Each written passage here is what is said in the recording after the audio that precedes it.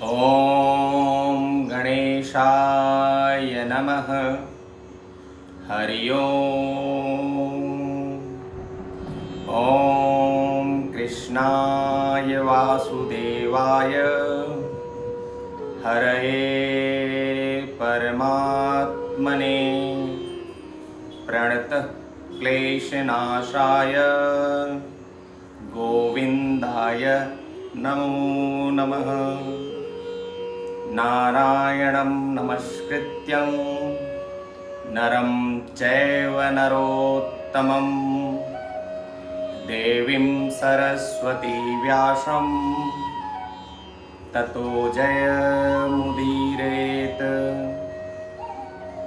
गुरुर्ब्रह्मा गुरुर्विष्णु गुरुर्देवो महेश्वरः गुरु साक्षात् परब्रह्म तस्मै श्री गुरुवे नमः। आज की इस पावन मंगलमयी वेला में आप सभी का स्वागत, भक्तजनों को बहुत बहुत स्वागत, बहुत बहुत अभिनंदन। विश्व की प्राचीनतम परम सनातन परम मंगलमयी सांस्कृतिक धरातल पर विश्व दैव कुटुंबकम की मौलिक और प्रमाणिक संकल्पना के साथ धर्म अधर्म, न्याय अन्याय, सत्य असत्य, पाप पुण्य से परे मोक्ष की प्राप्ति के लिए वैकुंठ धाम गोलोक धाम के मार्ग को प्रदर्शित और प्रशस्त करने वाले 18 पुराणों में सर्वोत्तम पुराण श्रीमद् भागवत महापुराण, पंचम वेद, परम परमात्मा परमेश्वर अखिल ब्रह्मांड नायक श्री कृष्ण भगवान की वांगमयी मूर्ति भागवत महापुराण के हम सभी लोग प्रणाम करते हैं, बहुत बहुत प्रणाम करते हैं। और आप सभी कृष्णमयी इस गंगा में गोते लगाने के लिए तैयार हैं। ये मोक्षदायिनी गोता है। श्रीमद् भागवत एक ऐसी गंगा है जो लोक से परलोक की यात्रा को तय करने में आपकी मदद करता है। मदद के साथ ये संकल्पना आपको देता है कि परम मोक्ष की प्राप्ति आपकी सुनिश्चित होगी, इसमें कोई दो राय नहीं है। बस आपकी आस्था, आपका विश्वास दृढ़ होना चाहिए। उस परम सत्ता, परम शक्ति के प्रति, कृष्ण के प्रति जो आपकी अगाध प्रेम है। प्रेम कैसा होना चाहिए? अगाध प्रेम। विश्वास कैसा होना चाहिए? अंधा विश्वास। पूरी श्रद्धा होनी चाहिए, पूरी निष्ठा के साथ जब आप भागवत श्रवण करते हैं तो भागवत आपको दोस्तों आने वाली जीवन में आपके संपूर्ण कष्ट का विनाश करती है। इसलिए अगर प्रेम करना है तो श्रीमद् भागवत से प्रेम करिए, क्योंकि भागवत इस धरती पर कृष्ण का वांगमयी प्रतिमूर्ति है। कृष्ण ही है, भागवत ही कृष्ण है और कृष्ण ही भागवत है। जब कभी मौका मिले तो भागवत की गंगा में डुबकी लगाना कभी ना भूलें कि बिनु सत्संग विवेक न होई। बिना सत्संग के बुद्धि नहीं खुलती है, विवेक नहीं होता है। तो विवेक आए, बुद्धि आए, इसके लिए कोई मार्ग चाहिए, कोई आयाम चाहिए। और जब तक वो विवेक बुद्धि आपकी प्राप्त नहीं होगी तब तक बुद्धि जागृत नहीं होती है। हम माया के जाल में फंसे रहते हैं। ये दुनिया क्या है? ये मृग तृष्णा है, ये माया है। यहाँ कुछ सत्य नहीं है, एक ही सत्य है और वो सत्य कृष्ण है। इस माया से निकलकर परमेश्वर के चरण बिंदु में पहुंचना है, ब्रह्मेश्वर के चरण पाद को प्राप्त करना है। कैसे गोलोक धाम को हम जाएं, कैसे कृष्ण हमें अपना बना ले, तो इसके प्रति जब सत्संग करेंगे, जब सत्संग होता है तो विवेक होता है, विवेक होती है, जागृति आती है। अब जागृति किस चीज की आएगी? आपको समझ में आ जाएगा, ये समझ में आ जाएगा कि दुनिया जो है ये मिथ्या है, ये भ्रम है, हम एक निद्रा में है। अभी निद्रा खुलेगी स्वप्न टूटेगा, अरे हम कहाँ थे, ये क्या जी रहे थे, ये मेरी माँ, ये मेरे पिता, ये मेरे भाई, ये मेरा बिजनेस, मेरा मेरा मैं। इस मैं के जंजाल में हम फंसे पड़े हैं। ये मनुष्य योनि आपको क्यों प्राप्त हुई है? मनुष्य का तन क्यों मिला है? क्या फर्क है जानवरों में और मनुष्य में? मेरा आपसे प्रश्न है, क्या फर्क है? जानवर भी मैथुनी क्रिया करते हैं, जानवर भी सांस लेते हैं, जानवर भी भोजन करते हैं, जानवर भी रात को सोते हैं, सुबह उठते हैं। तो हम में और उनमें फर्क क्या है? हम में और उनमें सबसे बड़ा फर्क है कि हम सोच सकते हैं, हमारे पास विचारशीलता है, और ईश्वर ने हमें ये मौका दिया है कि हम धर्म अधर्म, न्याय अन्याय, सत्य असत्य, माया और सत्य के बीच के अंतर को समझ सके। परमेश्वर के प्राप्ति के लिए हमें ये मनुष्य का तन प्राप्त हुआ है। अब आपको सोचना है कि प्रतिदिन जब एक दिन बीतता है तो एक दिन आप बर्बाद कर रहे हैं कि एक दिन आप प्रभु के पास जाने के लिए, प्रभु की चरण शरण पाने के लिए आप कुछ न कुछ अग्रसर हो रहे हैं। अरे कलयुग में एक नाम आधारा, और बहुत टेंशन भी नहीं कलयुग में। अभी बहुत ज्यादा तप नहीं करना है, योग नहीं करना है, एक पांव पे खड़े होकर नहीं, वैसे कहीं हिमालय में जाकर बहुत करने की जरूरत नहीं है। तो बहुत आसान रास्ता बताया गया है। क्या रास्ता है, क्या मार्ग? बहुत आसान मार्ग है। मार्ग ये है, बस नाम सुमिरन करो, राधा राधा राधा राधा बोलो, कृष्ण कृष्ण बोलो, राम राम बोलो, सीताराम सीताराम सीताराम जय सीताराम। प्रभु मिल जाएंगे, कुछ करने की जरूरत नहीं। जब खाली समय मिले नाम सुमिरन शुरू कर दो। एक व्यक्ति था, बहुत परेशान था अपने जीवन में, तो उसने महाराज जी एक छोटी सी कहानी देखो, समझने का प्रयास करो हमारा मन कैसा है, और मन को ये नाम सुमिरन कैसे आपके जीवन को तारण करने के लिए आपको सहायता कर सकता है। एक व्यक्ति जाके शमशान में बड़ी तपस्या करता है, और तपस्या करके एक जिन, एक भूत को प्रकट कर लेता है, एक जिन को प्रकट, आत्मा को प्रकट कर लेता है, और भूत आ गया। बहुत शक्तिशाली था वो जिन। कहता जो हुक्म मेरा का काम बताओ, क्या जो काम बोलो मैं कर दूंगा। तो व्यक्ति बोलता है काम करो, मेरे लिए भोजन तैयार करो। बोले ये मस्त, 1 सेकंड में भोजन बन गया।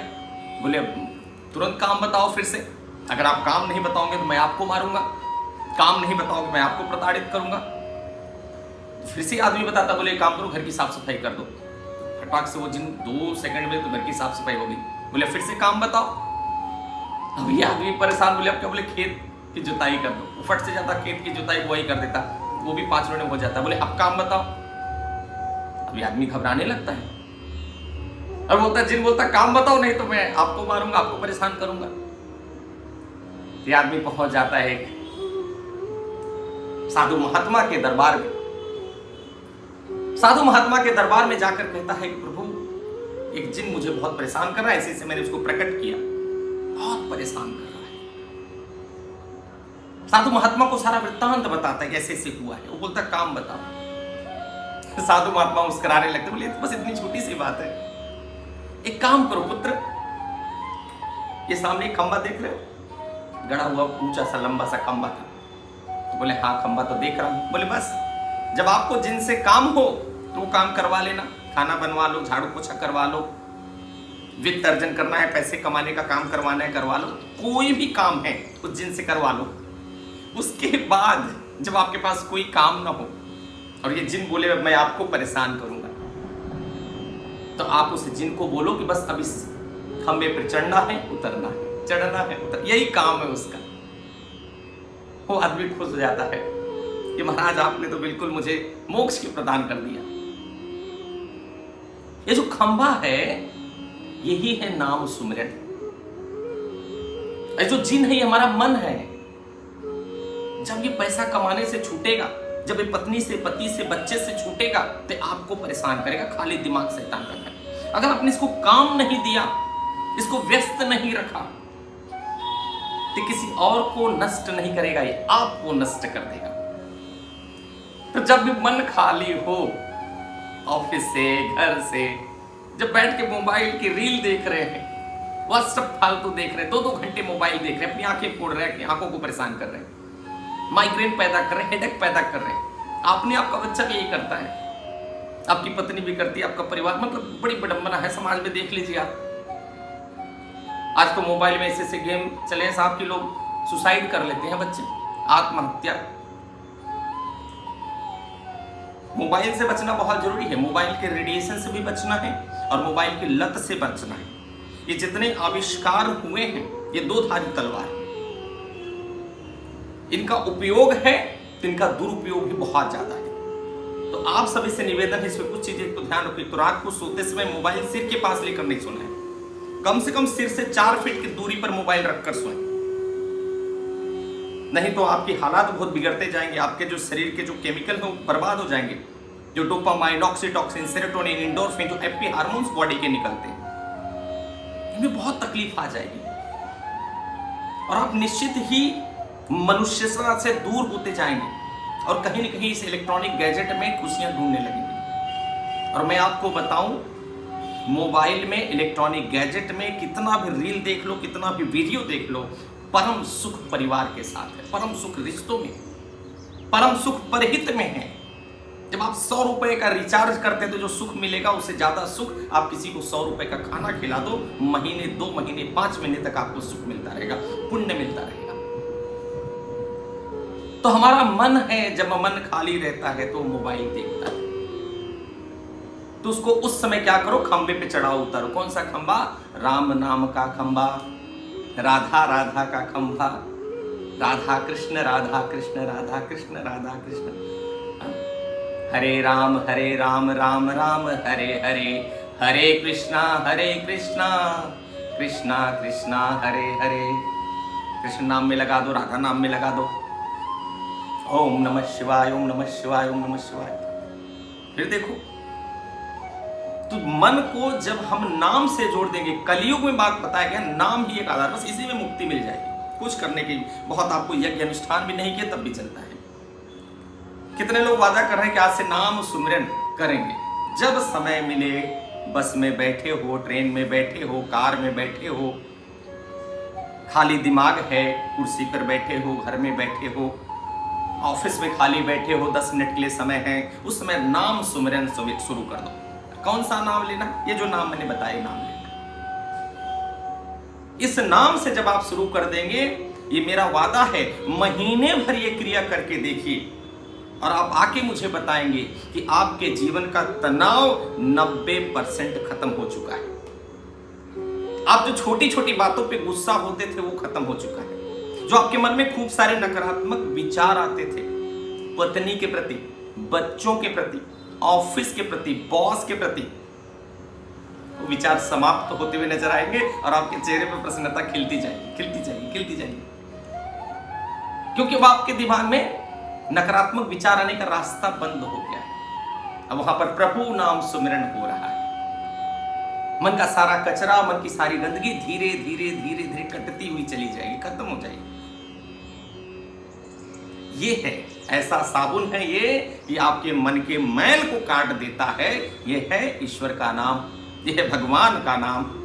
अब भगवान के नाम में इतनी शक्ति है कि आपके मन को शांत कर देगा और आपकी आत्मा को परमात्मा से जोड़ने का काम करेगा। लेकिन एक दिन में तार नहीं जुड़ेगा कि आज आप गए राम राम किए, अगले दिन आके पहुंच गए महाराज जी राम राम तो किया लेकिन कुछ हो ही नहीं रहा है। तो ऐसे नहीं होगा राम राम करने से कुछ। विश्वास रखना पड़ेगा, धैर्य रखना बहुत जरूरी है। विश्वासम फलदायकम, और विश्वास है तो धैर्य होना चाहिए। एक दिन में एक बीज वृक्ष नहीं बन जाता है। एक बच्चे को भी जन्म लेने के लिए मां के पेट में 9 महीने बिताना पड़ता है। धैर्य रखना, पेशेंस रखना। कहते हैं patience is better than wisdom. धैर्य जो है बहुत बड़ी चीज होती है, बुद्धिमत्ता से भी बड़ी धैर्य होती है। महाराज जी मतलब इसको अगर समझो जरा, देखो क्या होता है कि जब आप भक्ति के मार्ग पर निकलते हैं, जब आप आध्यात्मिक मार्ग पर विचरण करने जाते हैं, तो विडंबना यह है कि हम थोड़ा सा तो करते हैं लेकिन फिर छोड़ देते हैं।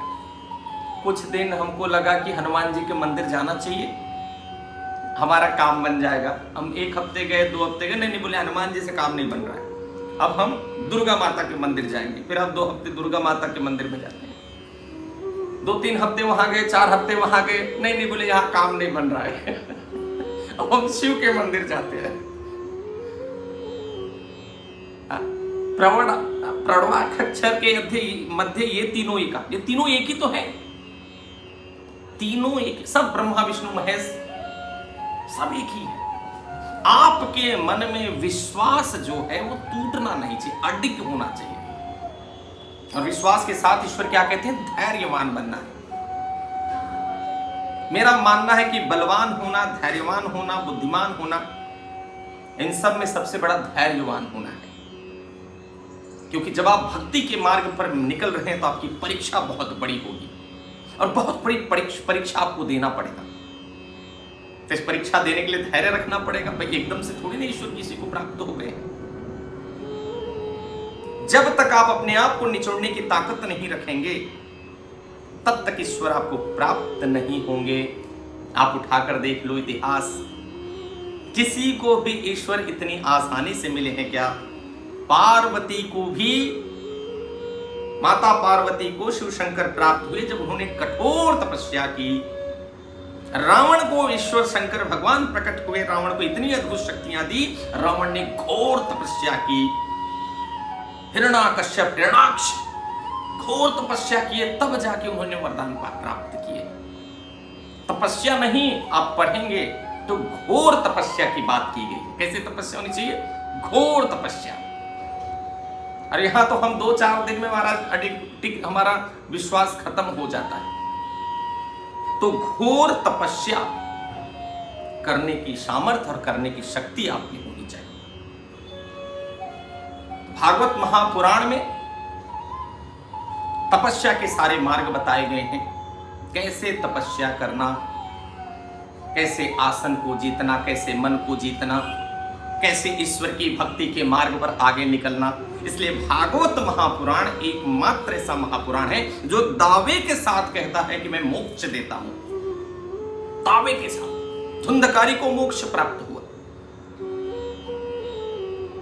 गजराज की मुक्ति कराए, तो एकदम मोक्ष के सारे मार्ग यहां पर खुले हुए हैं। लेकिन जब भी आपको वक्त मिले, मेरा करबद्ध निवेदन है कि भागवत ज्ञान गंगा सुनने का अवसर आपको प्राप्त हो रहा है तो उसमें डुबकी लगाए बिना वहां से निकलना नहीं है।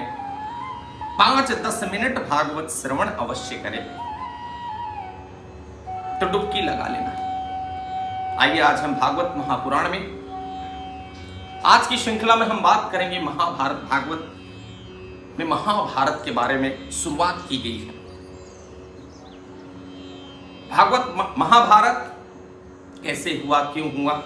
आप जानते हैं कि किसके किसके बीच लड़ाई हुई महाभारत में? कौरवों के बीच में और पांडवों के बीच में युद्ध हुआ। अच्छा, मेरा आप लोगों से प्रश्न है, क्या महाभारत का युद्ध रोका जा सकता था? क्या महाभारत का युद्ध रोका जा सकता था? आप बताइए।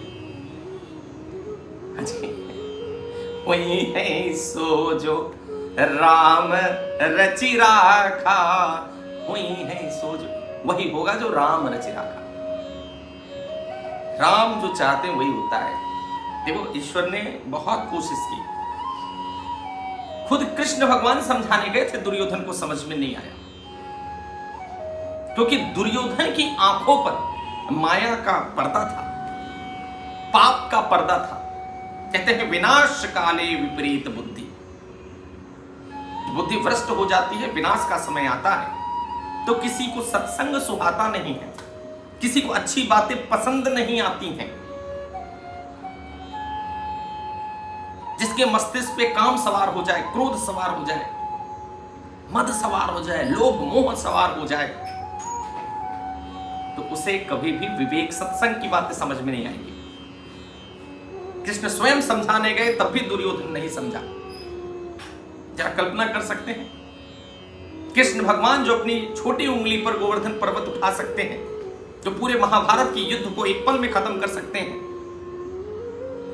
वो अखिलेश्वर, वो देवकी नंदन खुद समझाने गए हैं।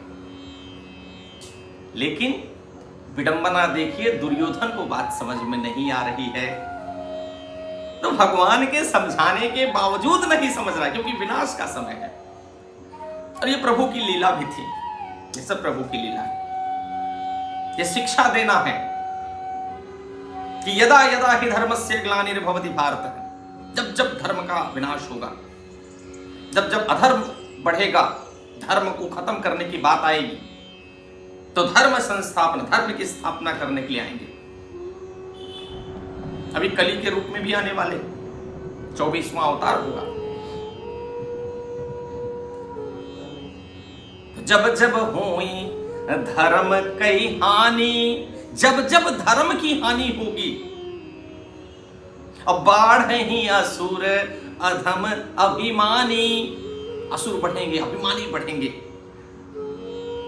और तब तब धरि प्रभु विविध शरीरा, और विविध अलग अलग प्रकार के शरीर, शरीरा शब्द दिया गया, अवतार लेंगे प्रभु, प्रकट होंगे, आएंगे और ऐसे दुष्टों का विनाश करते हैं। तो दुर्योधन को कृष्ण भगवान समझा रहे हैं, तब भी नहीं समझ में आ रहा उसे।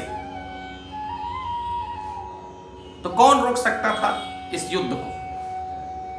इस युद्ध को दुर्योधन रोक सकता था, इस युद्ध को धृतराष्ट्र रोक सकते थे, इस युद्ध को गांधारी रोक सकती थी। जरा कल्पना करो, वो गांधारी जो दुर्योधन को कहती हैं कि बेटा नग्न अवस्था में मेरे सामने आना, मैं आपकी पट्टी खोलूंगी और तेरा पूरा शरीर वज्र का बन जाएगा। अरे क्या ये गांधारी उस समय आपकी पट्टी नहीं खोल सकती थी, जब भरे सभा में द्रौपदी की लाज जा रही थी? क्यों नहीं खोली उस समय पट्टी? क्यों भीष्म बैठे थे, क्यों द्रोण बैठे थे, चुप बैठे थे? तो कैसे रुकेगा महाभारत का युद्ध? अच्छा, नाम क्या? महाभारत। भारत को न, महाभारत। ऐसा युद्ध जो भारत को महान बनाता है, उसे महाभारत कहते हैं। तो हमें भी दोस्तों दिन रात उस काम में लगना है जो भारत को महान बनाए, जो अपने देश को महान बनाए, जो अपने राष्ट्र को महान बनाए। तो ईश्वर की भक्ति और राष्ट्र की भक्ति, जननी जन्मभूमि से स्वर्गादपि गरीयसी, अपने माटी के प्रति मिट जाने का आस्था आप में होनी चाहिए। धर्म को स्थापित करने का, धर्म के मार्ग पर चलने की आस्था आप में होनी चाहिए। जो देश का नहीं वो किसी का नहीं। पांडव तो बोल रहे थे भाई 2 गांव दे दो, लेकिन कृष्ण बोले नहीं, 2 गांव 4 गांव नहीं। एक बार का प्रस्ताव भी रखे थे, लेकिन दुर्योधन माना नहीं। तो राष्ट्र के प्रति प्रेम हर व्यक्ति के मन में होना चाहिए। और जो कर सकते हो, राष्ट्र, जिस राष्ट्र ने आपको रोटी दिया है, जिस राष्ट्र ने आपको शरण दिया है, जिस राष्ट्र में आप रहते हैं, उसकी सेवा करने का संकल्प आप सभी लोग लें। और अपने आने वाली पीढ़ी में जिस प्रकार से हम धर्म सिखाते हैं, उसी प्रकार से राष्ट्र धर्म सिखाने का संकल्प हम सभी को आज लेना है। क्योंकि कहीं न कहीं कोई अपना गद्दार जरूर होता है, तभी जाके इस प्रकार की आतंकवादी घटनाएं भी घटती हैं। कि खजानों को चोरों से नहीं, चौकीदारों से खतरा है, और देश को दुश्मनों से नहीं, गद्दारों से खतरा है। कहीं न कहीं कोई अपना गद्दार निकल जाता है। तो आने वाली पीढ़ी को इस तरीके से तैयार करें, इस तरीके से बनाएं, उसके मन में अपने देश के प्रति गौरव और अभिमान होना चाहिए। हमारी पुरातन सांस्कृतिक विरासत के ऊपर अभिमान होना चाहिए। और अगर हमने आने वाली पीढ़ी को अपनी भारतीय संस्कृति सभ्यता न सिखाई, तो बड़ी विडंबना है दोस्तों। फिर ए फॉर एप्पल में हमारी पीढ़ी इसी में फंस के रह जाएगी। वो तो फिर इकोनॉमिक्स के पिता को एडम स्मिथ ही मानेगी, फिर उनको चाणक्य से कोई मतलब नहीं है। उनको अर्जुन जैसा धुरंधर नहीं दिखाई देगा, उनको भीष्म जैसी प्रतिज्ञा नहीं दिखाई देगी। तो आने वाली पीढ़ी को सनातन पद्धति से, सनातन धर्म से जोड़ने का संकल्प भी हमें आपको लेना है। भागवत सिर्फ भागवत इसलिए नहीं कि हम सुनकर सिर्फ मोक्ष प्राप्त कर रहे हैं। इससे हमें मोक्ष की भी प्राप्ति करनी है और आने वाली पीढ़ी में अपने सनातन के प्रति दृढ़ विश्वास पैदा करने के लिए भी भागवत की जाती है। ये बीजारोपण है, ये धर्म का बीजारोपण है, ये सत्य का बीजारोपण है। हम सत्य बो रहे हैं मस्तिष्क में, किसके? अपने मस्तिष्क में और आने वाली पीढ़ी के मस्तिष्क में हम सत्य बो रहे हैं, धर्म बो रहे हैं। ये बोएंगे तो यही उगेगा। आतंक बोएंगे, बुराइयां बोएंगे, पाश्चात्य संस्कृति और सभ्यता बोएंगे। मैं बताऊं, किसी भी देश और किसी भी राष्ट्र के को खत्म करने के लिए ना, हम अपने धर्म को खत्म करने के लिए हम खुद जिम्मेदार हैं, क्योंकि हम ही नहीं पालन करना चाहते उसका। जब हम नहीं पालन करेंगे तो हमें दूसरों से तो कोई खतरा ही नहीं, हम खुद ही अपने लिए काफी, अपना सर्वनाश करने के लिए। महाभारत तो रोका जा नहीं सकता था, क्योंकि ईश्वर की मर्जी भी थी और बहुत ईश्वर ने प्रयास भी किया। लेकिन अति सर्वत्र वर्जित, जब देखो दुर्योधन क्या कर रहा था, अति कर रहा था। क्या कारण था? अच्छा, महाभारत होने का क्या कारण था? किसकी गलती से हुआ महाभारत? बताइए जरा, किसकी गलती से हुआ? अंधे का बेटा अंधा। क्या द्रौपदी के कहने से, सिर्फ इतने मात्र से इतने हजारों लोगों की जान जा सकती है? मैं नहीं मानता। जब मन में उन्माद पैदा होता है विस्तारवाद का, जब मन में उन्माद पैदा होता है धन के प्रति, वैभव के प्रति, साम्राज्य के प्रति, संपत्ति के प्रति, तो उन्माद विनाश लाने का काम करता है। और ऐसे उन्मादी व्यक्ति को, ऐसे अहम से भरे व्यक्ति को समझाना असंभव। कोई विवेकपूर्ण कार्य नहीं है। कितनी छोटी से हास परिहास के लिए इतना बड़ा युद्ध हो जाए, ये असंभव है। ये मैं नहीं मानता।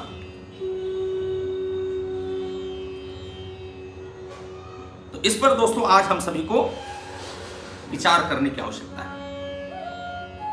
ठीक?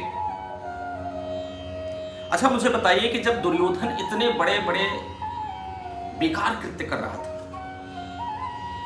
जुआ खेल रहा है, किसी महिला को लाकर भरे सभा में नग्न कर रहा है, और वहां उसके पिताजी बैठे, पापा हैं उसके, वहां उसके गुरु हैं, तो समझ में नहीं आ रहा है। जब बच्चा इतना अनैतिक कर्म कर रहा है तो बाप को कैसा बोलना चाहिए? अरे पहली गलती पे 2 तमाचा मार दो, फिर देखो। जब आपका बच्चा गलत कर्म करे तो उसको 2 थप्पड़ लगाना भी समय पर जरूरी है। अगर आपने 2 थप्पड़ नहीं लगाया तो बच्चा आपके कारण हजारों लोगों का गला काट देगा। आपकी छोटी सी गलती से समाज में अधर्म फैल जाता है। यही तो कृष्ण भगवान समझाते हैं अर्जुन को कि अगर आप दुर्योधन को नहीं मारोगे, आप इन लोगों को नहीं मारोगे, कौरवों की सेना को नहीं मारोगे, तो इनका मरना तो निश्चित है। आज नहीं तो कल सब काल के गाल में चले जाएंगे। लेकिन जब तक ये रहेंगे तब तक अधर्म को इतना बढ़ा देंगे कि उस अधर्म को नष्ट करना फिर असंभव हो जाएगा। तो उस अधर्म को ना बढ़ावा मिले, इसलिए इनको खत्म करो। इसलिए इनका सर्वनाश होना बहुत जरूरी है।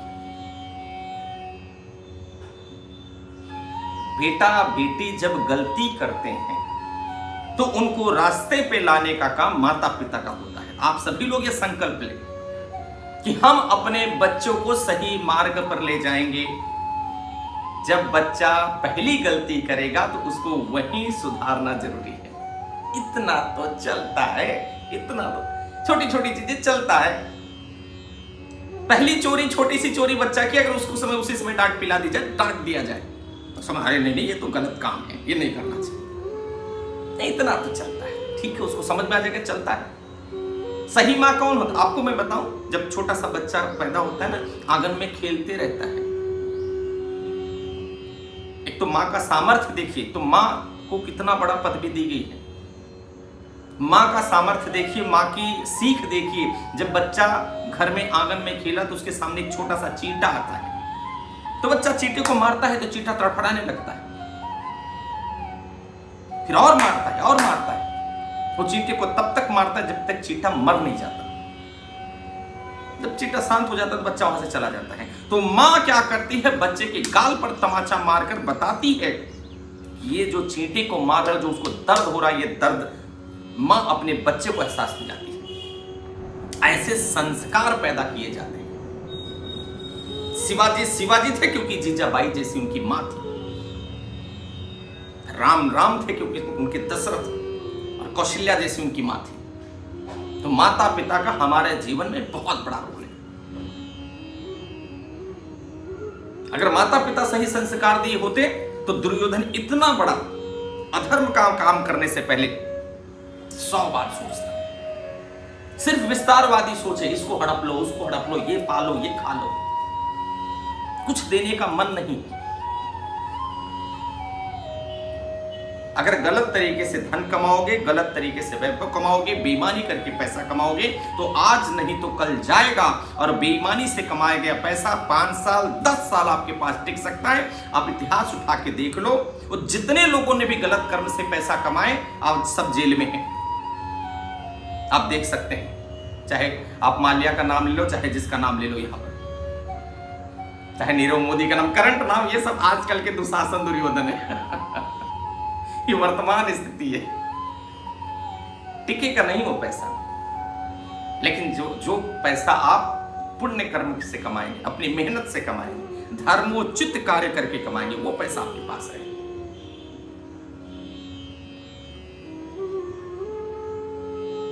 तो महाभारत की कहानी शुरू होती है कहां से? महाभारत की कहानी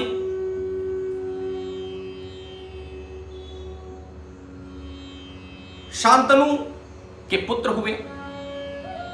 शांतनु की शादी किससे हुई? सबसे पहले वहां से गंगा से हुई। अब शांतनु की शादी गंगा से हुई, जो प्रतीप के बेटे हैं, जो हस्तिनापुर के राजा थे प्रतीप, शांतनु की शादी गंगा से हुई।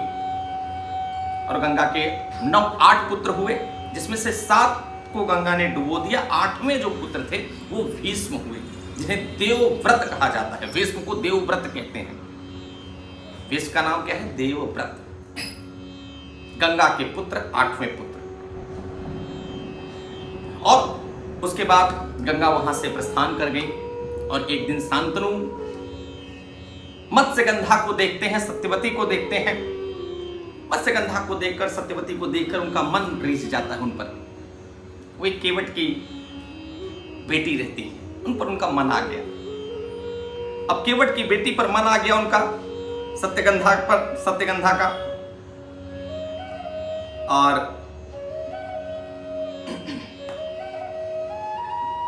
लेकिन हम उनसे शादी कैसे करें? बड़ी विडंबना थी, बड़ी विचित्र विडंबना थी। शादी करने के लिए वो प्रस्ताव रखे कि भाई मुझे शादी करना है, लेकिन केवट ने एक बोला कि भाई मैं अपनी पुत्री की शादी आपसे तभी करूंगा जब उसका बेटा ही हस्तिनापुर का राजा होगा। लेकिन चूंकि आपको पहले से एक पुत्र है भीष्म, तो राजा तो वो बनेगा। तो उन्होंने शादी करने का मन से वो विचार त्याग दिया। लेकिन कुछ समय बाद जब भी भीष्म को पता चला कि पिताजी की ऐसी इच्छा है कि उनसे उनकी शादी करें, तो सत्यवती को भीष्म जी लाते हैं। और भीष्म जी सत्यवती से शांतनु जी की, अपने पिताजी की शादी करवाते हैं। और ये संकल्प लेते हैं कि मैं आजीवन शादी नहीं करूंगा, मैं राजा नहीं बनूंगा और आपके पुत्र को ही राज्य दिया जाएगा। लेकिन सत्यवती कहती हैं कि भाई जब आपको बेटा होगा तो वो राजा बन सकता है, वो दावा ठोक सकता है। तो भीष्म प्रतिज्ञा करते हैं कि मैं शादी नहीं करूंगा ताकि मेरा बेटा भी ना हो। इसलिए भीष्म की प्रतिज्ञा बहुत बड़ी मानी जाती है। और भीष्म की इस प्रतिज्ञा से खुश होकर शांतनु, उनके पिता उन्हें इच्छा मृत्यु का वरदान देते हैं कि जाओ बेटा, जब तक तुम नहीं चाहोगे तब तक तुम्हारी मृत्यु नहीं होगी, और तुम्हारी मृत्यु तुम्हारी इच्छा से ही होगी। फिर सत्यवती को 2 पुत्र हुए, चित्रांगद और विचित्रवीर्य। चित्रांगद और विचित्रवीर्य 2 पुत्र हुए सत्यवती को। चित्रांगद राजा बने, बड़े पुत्र थे। गंधर्वों से युद्ध करते हुए उनकी मृत्यु हो गई। और जो विचित्रवीर्य थे, विचित्रवीर्य की शादी भीष्म ने करवाई। किससे करवाई? अंबिका और अंबालिका से। तो काशी नरेश की 3 पुत्रियों को लेके आए भीष्म, अंबा, अंबिका, अंबालिका। लेकिन अंबा ने कहा कि मेरा कोई और प्रेमी है, मेरा मन कहीं किसी और पर है। तो भीष्म गए वहां पर, उनको वहां तक उनके प्रेमी तक पहुंचाए, लेकिन उन्हें उस प्रेमी ने उनका परित्याग कर दिया। क्या किया? परित्याग कर दिया। तो अम्बा ने भीष्म को बोला कि आप ही मुझसे शादी कर लो। भीष्म ने अपनी प्रतिज्ञा दोहराई, मैं आपसे कैसे विवाह कर सकता हूं, ये मेरी संकल्प है, मेरी प्रतिज्ञा है। अम्बा को क्रोध आ गया,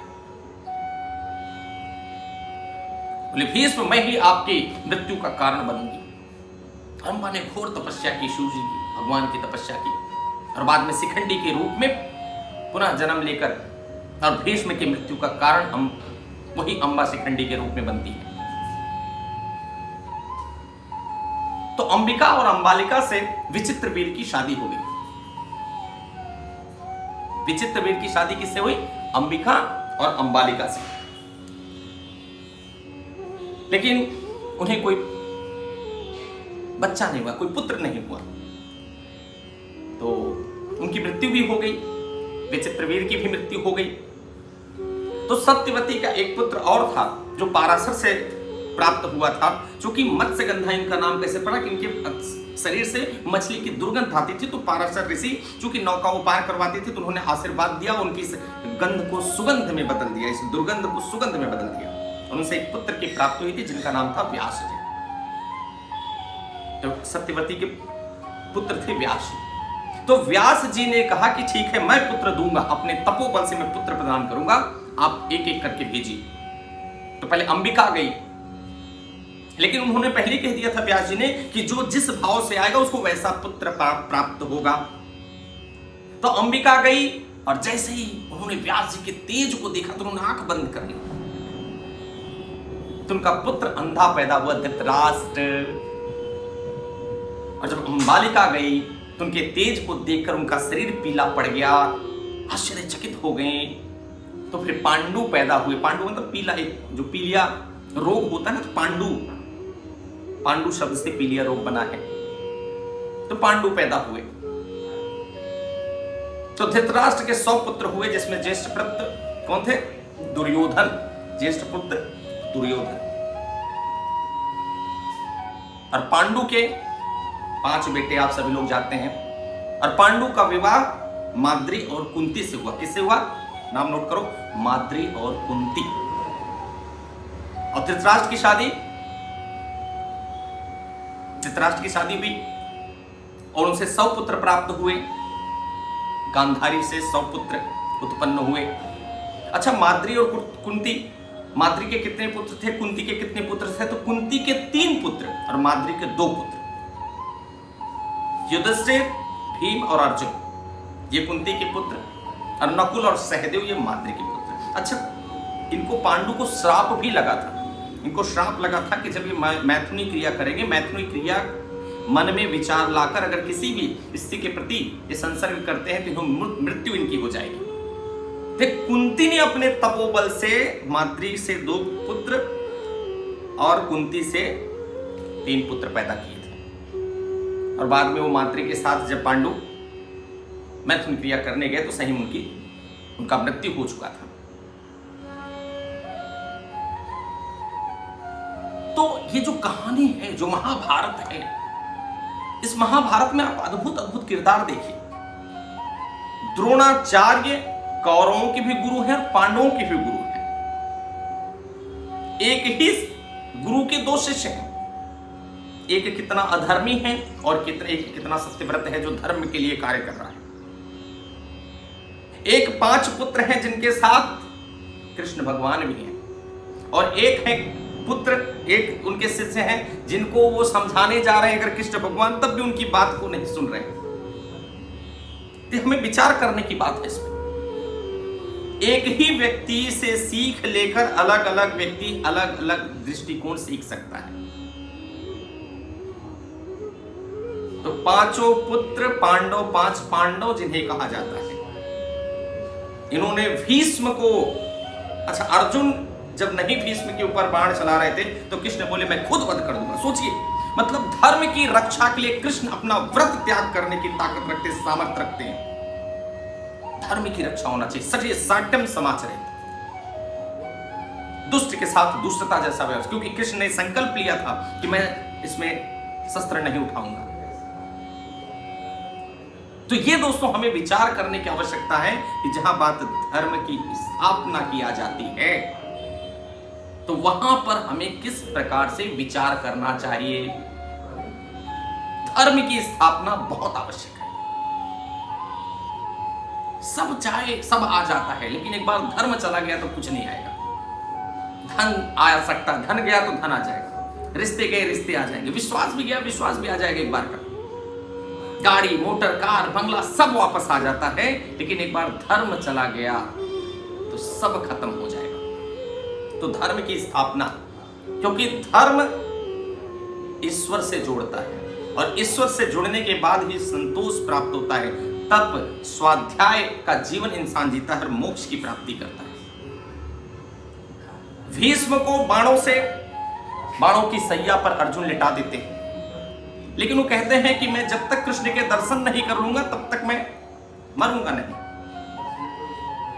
और द्वारिकाधीश बैठे हैं, विचार कर रहे हैं। अर्जुन से पूछता आप किसके बारे में विचार कर रहे? दुनिया आपके बारे में विचार करती, आप किस? मैं भीष्म के बारे में सोच रहा हूं। कृष्ण कहते मैं भीष्म के, जो सोचो कृष्ण जिनके बारे में पूरी दुनिया सोचती है,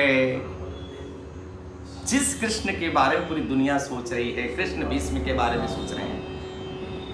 तो जरा विचार करिए दोस्तों, कितनी अद्भुत बात है, कितनी अद्भुत बात है। कृष्ण जाते हैं, भीष्म से मुलाकात करते हैं, भीष्म से मिलते हैं, और भीष्म से मिलने के बाद भीष्म कहते हैं कि प्रभु मेरा मन मैं आपको समर्पित करना चाहता हूं।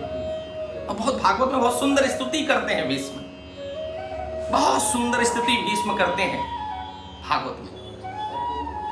तो कहते हैं मेरा मन बस आप स्वीकार कर ले, मेरा मन स्वीकार कर। भीष्म कहते हैं कृष्ण भगवान,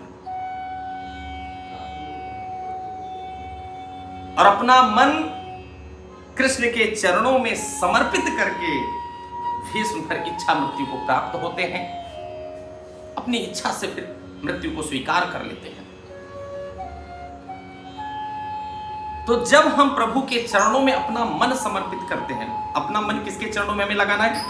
प्रभु के चरणों में। लेकिन हम मन लगाते कहां हैं? हम मन लगाते हैं गाड़ी में, बंगले में, मोबाइल में, कंप्यूटर में, घर में, रिश्तेदारों में, झगड़ा करने में।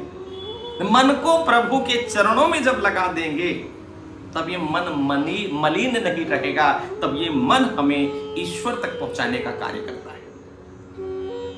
तो मन को प्रभु के चरणों में लगाना है। इस संसार की सबसे बड़ी जो संपत्ति पाके क्या करोगे? संपत्ति आ जाइए, किसके पास टिकी संपत्ति? आज बड़े बड़े राजा के राजघराने देख लिए, खंडहर पड़े बने हैं। नाथ सकल संपदा तुम्हारी, सारी सकल संपदा किसकी है? प्रभु। मैं सेवक समेत तुम नारी, सारी संपत्ति ईश्वर आपकी है।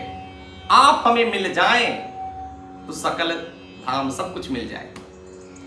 कृष्ण भगवान द्वारिका जा रहे हैं, कुंती बुआ कहती हैं कि कृष्ण मुझे आपसे कुछ चाहिए। कृष्ण कहते मांगो बुआ, क्या चाहिए आपको, मैं क्या दे सकता हूं? कुंती बुआ कहती मुझे विपत्ति दे दो। जरा कल्पना करो, भगवान अगर हमसे कह रहे हैं प्रकट होकर कि मांगो, क्या मांग? कोई धन मांगेगा, कोई वैभव मांगेगा, कोई मोक्ष मांगेगा। कुंती बुआ कहती हैं कि कृष्ण मुझे दुख दे दो, क्योंकि सुख में सुमिरन ना करे, दुख में सुमिरन सब करे, सुख में करे न हो। जब दुख रहता है तो हमें ईश्वर की याद आती है, परमेश्वर, परम पिता परमेश्वर की याद आती है। कुंती बुआ कहती दुख दे दो ताकि मैं हरिनाम भजूं। और कृष्ण भगवान कुंती बुआ को खुश रहने का आशीर्वाद देते हुए जब वहां से प्रस्थान करते हैं तो उस वेदना को सह नहीं पाती है और उन्होंने अपने प्राण का त्याग किया। और पांचों पुत्र स्वर्ग, 5 पांडव स्वर्ग की तरफ जाते हैं।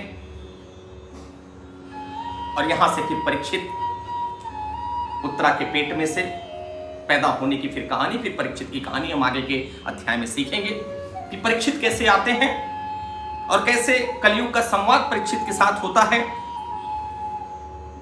कि द्वितम पानम स्त्रियाणाम सूना, कि कहाँ कहाँ कलयुग रहेगा और कैसे परीक्षित के ऊपर कलयुग सवार होता है और कैसे फिर ऋषि के ऊपर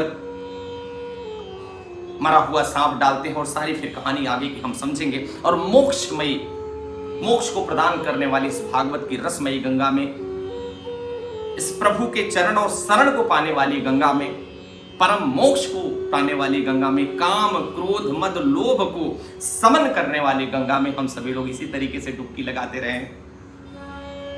हरि नाम सुमिरन जरूर करो। श्री राम जय जय राम, श्री राम जय जय राम। हरे राम राम राम हरे हरे, हरे कृष्णा कृष्णा कृष्णा हरे हरे। बस नाम सुमिरन मैंने आज आपको बताया, बस नाम सुमिरन करते रहें, इसी तरीके से जुड़ के रहें। बहुत बहुत धन्यवाद। राधे राधे।